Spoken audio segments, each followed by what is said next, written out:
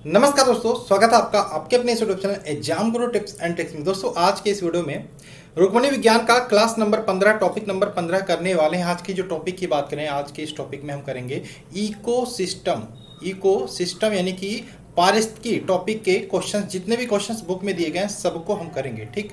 और I hope आपने channel को सब्सक्राइब कर लिया होगा। रोजाना एक टॉपिक कर रहे हैं। अब देखो 2 से 3 टॉपिक और इस क्लास में बचे। बुधवार तक मैंने बोल दिया है कि आपका ये खत्म हो जाएगा जीव विज्ञान, इसमें आपका फिजिक्स स्टार्ट हो जाएगा और लूसेंट में आपका बायोलॉजी स्टार्ट हो जाएगा, ठीक है।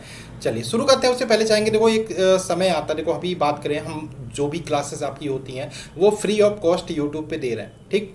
यूट्यूब पे फ्री ऑफ कॉस्ट दे रहे हैं, सारी चीज़ें फ्री ऑफ कॉस्ट। टेलीग्राम में भी पीडीएफ उपलब्ध करवाते हैं फ्री ऑफ कॉस्ट। लेकिन एक समय आता है जब आपके सपोर्ट की ज़रूरत पड़ती है। आप लोगों के लिए मैंने एप्लीकेशन बनवाया, एप्लीकेशन बनवाने में भी खर्चा लगा, आपको पता है। टाइपिंग को जो पीपीटी बनाता है, जो पीडीएफ टाइप करता है, उसको भी पीडीएफ में पर पेज 20 रुपीज़ मुझे देने पड़ते हैं। अब जैसे मान लीजिए 500 पेज का मैंने जो पीडीएफ बनवाया है आपका railway group D practice set का, उसका टोटल देख लीजिए, लगभग 500 पेज गुणे 20 कर लीजिएगा कितना पड़ा है, ठीक। अब एक सपोर्ट की ज़रूरत पड़ती है। अब आप लोग का सपोर्ट कैसे कर सकते हो, फाइनेंशियली कर सकते हो, क्या कर सकते हो। मैं आपसे डोनेशन नहीं मांग रहा, बस आप लोग पीडीएफ बाई करो, ठीक। बस ये सपोर्ट चाहिए। और ये अच्छा लगता है जब आप लोग बाई करते हो, पढ़ाई करते हो। ऐसा भी नहीं है, बहुत ज़बरदस्त कंटेंट है, ठीक। अब स्टैटिक जीके की बात करें, एप्लीकेशन में जाओगे तो 150-150 रुपये में आपको वीडियो प्लस पीडीएफ दोनों मिल रहा है। हर एक टॉपिक की क्लास आपको मिलेगी, हालांकि 10 क्लास अपलोड भी कर दी गई है। पीडीएफ भी आपको तुरंत मिल जाएगी। टॉपिक पढ़ो पीडीएफ से, क्लास को देखो, फिर आप टॉपिक से पढ़ो, फिर एग्जाम से पहले आप पीडीएफ से रिवीजन कर लें। ज़बरदस्त क्लास है, एक बार देखो, जाओ पढ़ो। एप्लीकेशन में मिलेगी, एप्लीकेशन की लिंक डिस्क्रिप्शन में मिल जाएगी। और टेलीग्राम ग्रुप में तो जुड़े हैं, उनको तो पता है, चलो ठीक है। तो सपोर्ट करो और कुछ नहीं चाहिए, आप लोग कमेंट्स अच्छे अच्छे करते रहो। चलिए, टेलीग्राम ग्रुप ये वाला है, लिंक डिस्क्रिप्शन में मिल जाएगा। टेलीग्राम ग्रुप ज्वाइन कर लेना। ये पीडीएफ हमारी स्टैटिक जीके की, ये हमारी मैथ के 500 क्वेश्चन के, जिनका भी मैथ वीक है ना, इन सारे 500 प्रश्नों को रट डालो। इसके अलावा साइंस की ये ज़बरदस्त पीडीएफ है। आप क्लास के देखने के साथ साथ ये पीडीएफ भी आपको पढ़ना बहुत जरूरी है, कंपलसरी है। चलिए शुरू करें। पारिस्थितिकी या इकोलॉजी टॉपिक हम करने वाले हैं। पहला प्रश्न आपके सामने स्क्रीन पर है, भूमि अपरदन की रोकथाम किससे संभव है।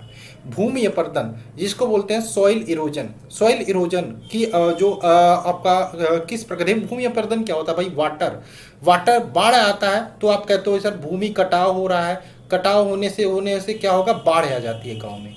अब रीजन क्या है भू अपरदन का, मेन जो रीजन है वो है वृक्षों का कटाव मेन रीजन है। यानी कि आप भूमि अपरदन रोक कैसे सकते हो, पुनः वन रोपण करके, वृक्षों को पुनः लगा के, जंगलों को पुनः बसा के।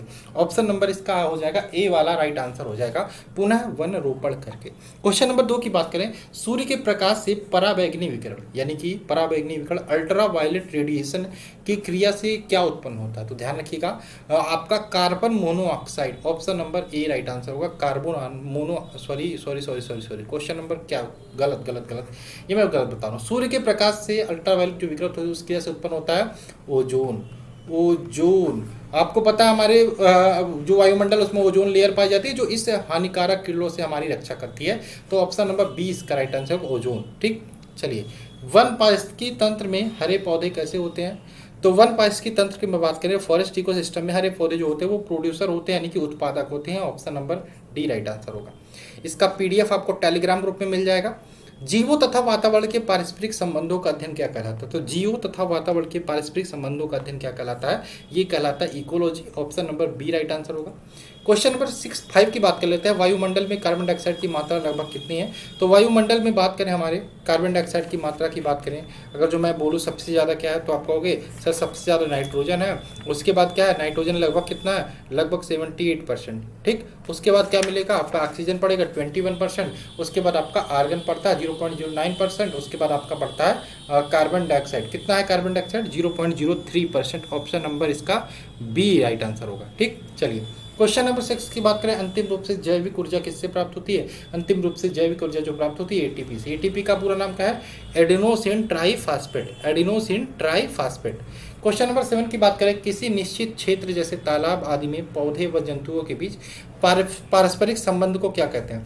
किसी निश्चित क्षेत्र जैसे तालाब आदि में पौधे व जंतुओं के बीच पारस्परिक जो संबंध होते हैं उसको हम एक इकोसिस्टम बोलते हैं, एक पारिस्थितिकी तंत्र बोलते हैं। Option number C. सबसे पहले इकोसिस्टम शब्द का प्रयोग किसने किया था? तो एजी टांसले ने। एजी टांसले ने कब किया था? 1935 1935 में। ठीक, चलो क्वेश्चन नंबर 8 की बात करें, सूर्य की रोशनी से अल्ट्रावायलेट किरणें निकलती हैं जो उत्पादित करती हैं, क्या उत्पादित करती हैं भाई? ये उत्पादित करती हैं O3 या ozone. Option number C right answer होगा। क्वेश्चन नंबर 9 की बात करें, अम्ल वर्षा का प्रमुख कारण क्या है? अम्ल वर्षा या एसिड रेन का प्रमुख कारण है SO2 की मात्रा में वृद्धि। SO2 की मात्रा में वृद्धि, वायु प्रदूषण द्वारा SO2 की मात्रा में वृद्धि। ऑप्शन नंबर सी इसका राइट आंसर होगा। क्वेश्चन नंबर 10 की बात करें, भारत में मृदा अपरदन का सबसे गंभीर कारण क्या है? मृदा अपरदन या सोइल इरोजन का सबसे गंभीर कारण की बात करें तो वृक्षों का कटाव ही सबसे गंभीर कारण होगा। Option number D right answer होगा। क्वेश्चन नंबर 11 की बात करें, मृदा कण की सतह पर मजबूती से चिपकी पतली परत क्या कहलाती है? मृदा कण की सतह पर मजबूती से चिपकी जो पतली परत होती है क्या कहलाती है? इसे बोलते हैं हम आर्द्रता जल। ठीक, आर्द्रता जल। Option number B. या फिर hygroscopic water. Hygroscopic water. Question number 12 की बात करें, जल क्रांति कहाँ होती है? जल क्रांति की बात करें, वाटर लॉगिंग की बात करें, ये क्ले सॉइल या चिकनी मिट्टी में पाई जाती है। ऑप्शन नंबर इसका ए राइट आंसर होगा। क्वेश्चन नंबर 13 की बात करें, 13 क्या है? 13 है आपका खाद्य कड़ी में शाकाहारी क्या होते हैं? तो खाद्य कड़ी की बात करें, फूड चेन। फूड चेन में जो शाकाहारी होते हैं ना, ये प्राथमिक उपभोक्ता होते हैं। प्राथमिक उपभोक्ता यानी कि ऑप्शन नंबर इसका सी राइट आंसर होगा। क्वेश्चन नंबर 14 की बात करें, 14 क्या है? पादपों को मिट्टी से जो जल मिलता है वह क्या है? पादपों को मिट्टी से जो जल मिलता है वो क्या बोलते हैं उसे? ठीक है, वो किस क्रिया से मिलता है? सॉरी, उसे वो कोशिका यानी कि कैपिलरी वाटर से मिलता है। Option number C right answer होगा। क्वेश्चन नंबर 15 की बात करें, पादप जो चट्टानों की सतह पर उगते हैं क्या कहलाते हैं? वे पादप जो चट्टानों की सतह पर उगते हैं क्या कहलाते हैं? लिथोफाइट्स। लिथोफाइट्स यानी कि option number A right answer होगा, लिथोफाइट्स। क्वेश्चन नंबर बात करें 16 की बात करें, नदियाँ तालाबों आदि में पाए जाने वाले जलीय हरे पौधों को क्या कहा जाता है? नदियाँ तालाबों आदि में पाए जाने वाले जलीय हरे पौधों को क्या कहा जाता है? शैवाल या एल्गी कहा जाता है। Option number B right answer होगा। ठीक, इसको बोलते हैं एल्गी, एल्गी इंग्लिश में। ठीक, क्वेश्चन नंबर 17 की बात करें, दीमक लकड़ी का पाचन ऐसे एंजाइम की सहायता से करती हैं जो स्रावित होती है। बताइए क्या आंसर होगा? किससे स्रावित होती है? सहजीवी प्रोटोजोआ द्वारा। ऑप्शन नंबर इसका सी राइट आंसर होगा। ठीक, चलिए क्वेश्चन नंबर 18 की बात करें, 18 क्या भाई? 18 है सही जोड़ा मिलाइए। चलिए देखते हैं, कास्मोलॉजी के अंतर्गत किसका अध्ययन करते हैं? कास्मोलॉजी, ध्यान रखिएगा, हमेशा रट लीजिए। कास्मोलॉजी के अंतर्गत ब्रह्मांड का अध्ययन करते हैं। इकोलॉजी के अंतर्गत किसका अध्ययन करते हैं? पर्यावरण का अध्ययन करते हैं। एंथोलॉजी के अंतर्गत पुष्पों का, फूलों का अध्ययन करते हैं।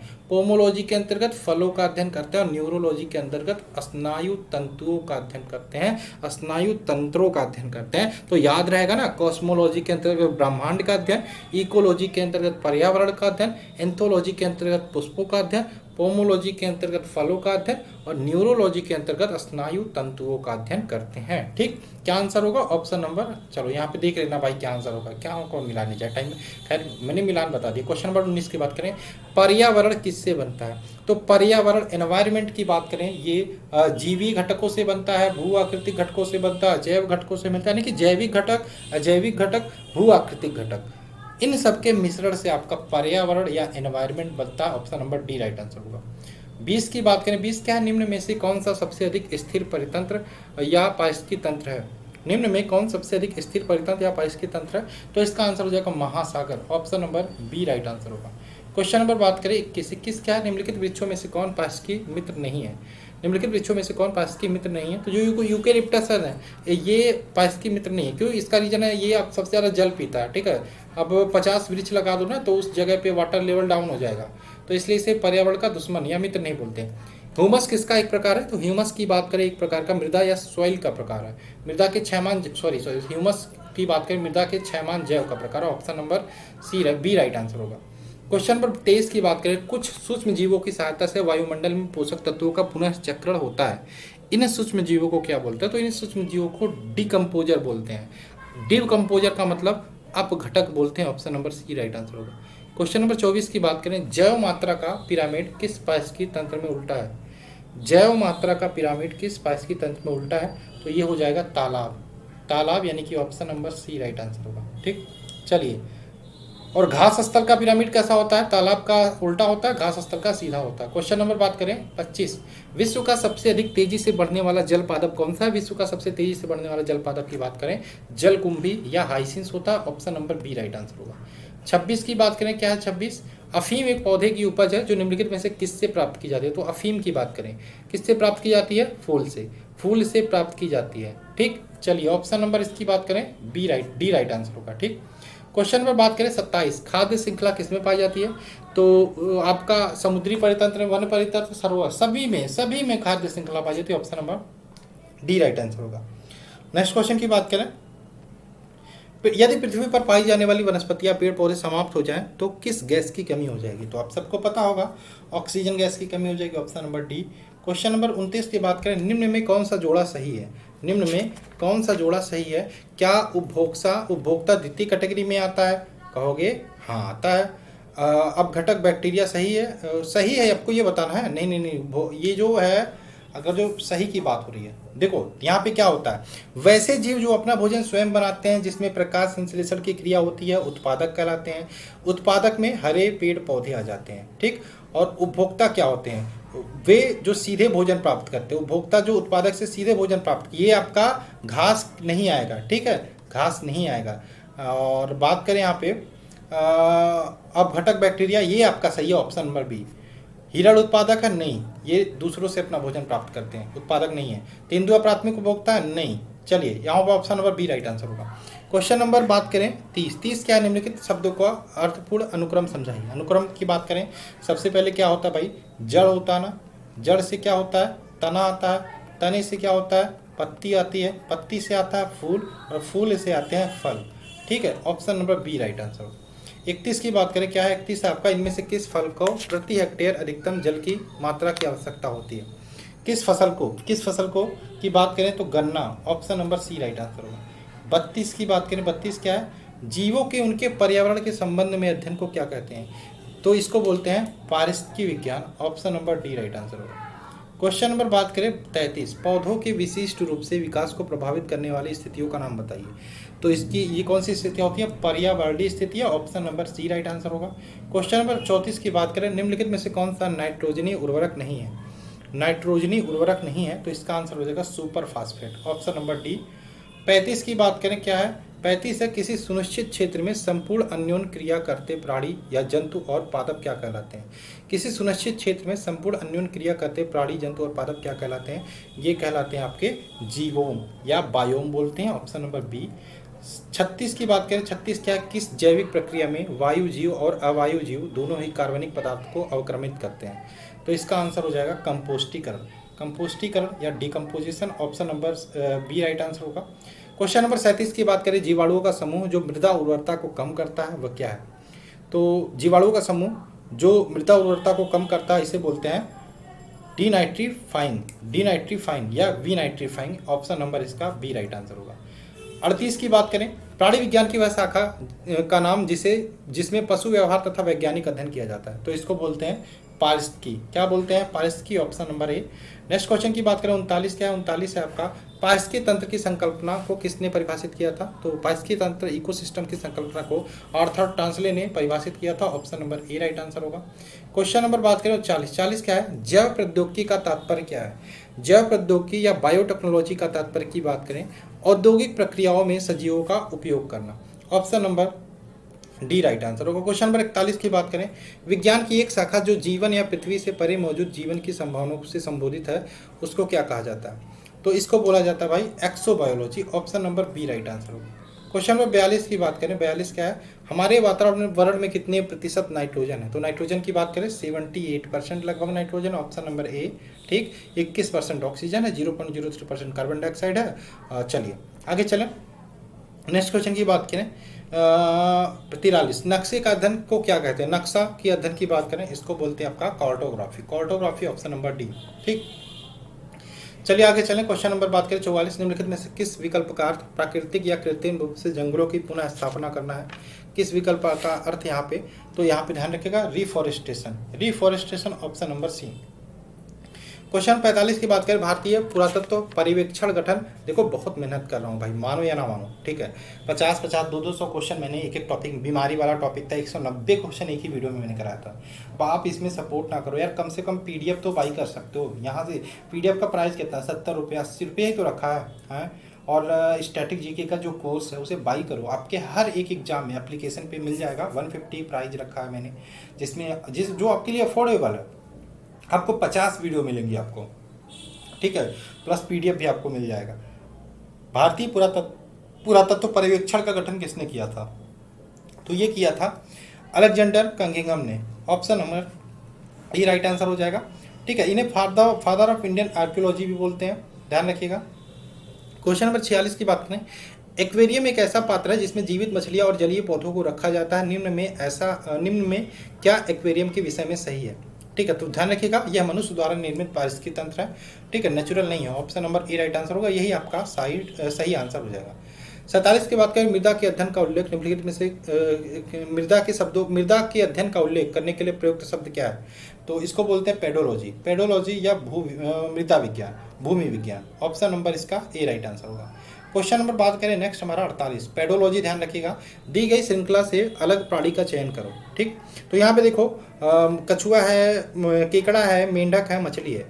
तो इसमें देखो अगर जो बात करें कछुआ की, तो ये मछली पानी में भी रह सकता है, ज़मीन पे भी रह सकता है, केकड़ा भी और मेंढक भी, लेकिन मछली आपका सिर्फ जल में रहती है, यही आपका डिफरेंट है। Option number D right answer होगा। क्वेश्चन 49 की बात करें, which of the following animal is warm blood, यानी कि कौन सा गर्म रुधिर प्राणी है? तो ध्यान रखिएगा, जो पक्षी वर्ग में आते हैं ना, वो सारे आपके गर्म रुधिर प्राणी होते हैं, ठीक।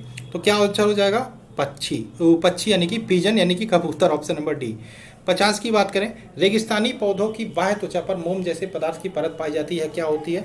तो ये इसे क्या बोलते हैं? ये इसे बोलते हैं हमारा cutin. Option number B right answer होगा, ठीक। आगे चले क्वेश्चन नंबर बात करें 51 क्या है? किस वर्ग के प्राणी का स्तर जो रुधिर होता है वो गर्म होता है? तो ये ध्यान रखिएगा, पक्षी वर्ग। Option number C right answer होगा, ठीक। पक्षियों का अध्ययन किसके अंतर्गत करते हैं? ऑर्निथोलॉजी के अंतर्गत, ये भी ध्यान रखिएगा। अल्ट्रासाउंड उत्पन्न करने का गेम खेलते हैं, कौन खेलते हैं भाई? कौन खेलते हैं? चूहे अल्ट्रासाउंड उत्पन्न करने का गेम खेलते हैं। ऑप्शन नंबर सी इसका राइट आंसर होगा, ठीक। अल्ट्रासाउंड तरंगों की बात करें, 20,000 हर्ट्ज से ऊपर इनकी आवृत्ति होती है, फ्रीक्वेंसी होती है। आगे चलिए 52 क्वेश्चन थे टोटल टॉपिक में। ये टॉपिक का क्या नाम था आपका? इकोसिस्टम या इकोलॉजी या पारिस्थितिकी, ठीक है। अब देखो नेक्स्ट टॉपिक की बात करें, तो नेक्स्ट आपका टॉपिक होगा, बहुत इंपॉर्टेंट होगा आपके लिए। आप लोग कल देखोगे या आज ही देख लोगे, कोई फर्क नहीं पड़ता, ठीक है, क्योंकि अब मैं इसे जल्दी खत्म कर रहा हूँ, तो एक दिन में 2 वीडियो कभी कभी अपलोड कर दूंगा। प्रकाश संश्लेषण या फोटोसिंथेसिस, ठीक। तो आई होप आप पीडीएफ जरूर बाई करोगे, और सपोर्ट आपका बहुत ज़रूरी है अभी के समय में। और चलिए क्लास को खत्म करते हैं। कमेंट्स भी अच्छे करना, चैनल को सब्सक्राइब करना, शेयर करना। चलिए मिलते हैं नेक्स्ट वीडियो में। जय हिंद दोस्तों, जय भारत।